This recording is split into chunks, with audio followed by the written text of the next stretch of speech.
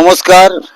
আমি প্রত্যেক দিনের জন্য যে কাজের ভিডিও আপনাদের সামনে তুলে ধরি, আজকে দেখাচ্ছি কিভাবে কোলাপসেবল গেট তৈরি হয়। আমাদের গেট তৈরি করছে আমাদের নবমিস্ত্রি।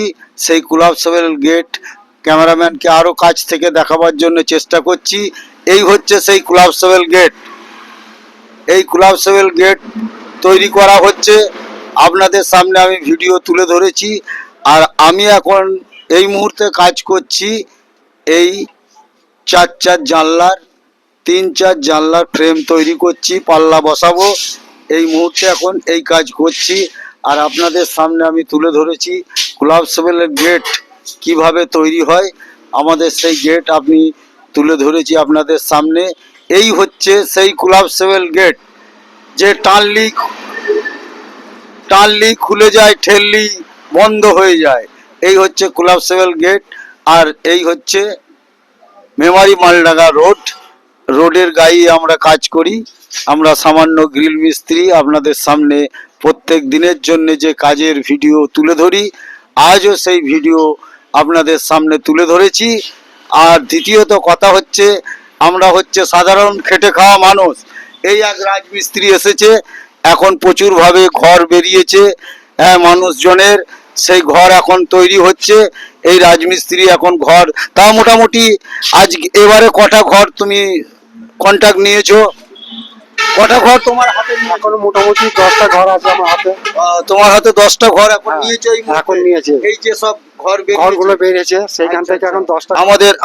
আমাদের মমতা দিদি ঘরগুলো 10টা ধরেছো তুমি, তাই তো? যাই হোক, যুগ যুগ বেঁচে থাকুক আমাদের মমতা দিদি। হ্যাঁ, আর মেন জিনিস হচ্ছে এই যে মানুষের যে আজকের দিনে যে আবাসন ছাদ পেয়েছে, তারাও খুশি, তারাও দিদিকে যথেষ্ট আশীর্বাদ করছে। আর তুমি এই মুহূর্তে নামটা একটু? আমার শঙ্করপুর বাড়ি, বুদ্ধদেব হাজরা। আচ্ছা, বুদ্ধদেব হাজরা। তিনি বললেন যে আমি এখন এই মুহূর্তে রাজমিস্ত্রি কাজ করে 10টা ঘর বেরিয়েছে। আর দ্বিতীয়ত কথা হচ্ছে, আর আমি এই কাজের ভিডিও আপনাদের সামনে তুলে ধরেছি। আর বেশি কিছু কথা না বাড়িয়ে আমি আমার ভিডিও অফ করার আগে আমি একটা ছোট্ট করে গান গেয়ে আমি আমার ভিডিও অফ করছি। কাজল নদীর জলে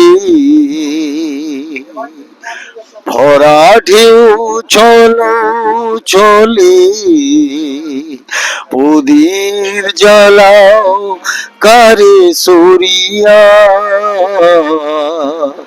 সোনার বরুণী মে বলো কার পথ ছে, আঁখি দুটি উঠে জলে ভরিয়া।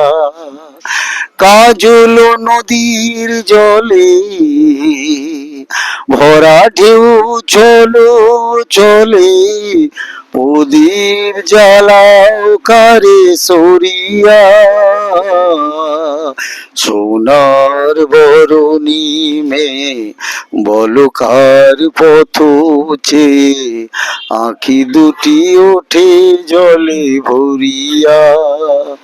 নমস্কার জানিয়ে আমার ভিডিও আমি এইখানেই অফ করি।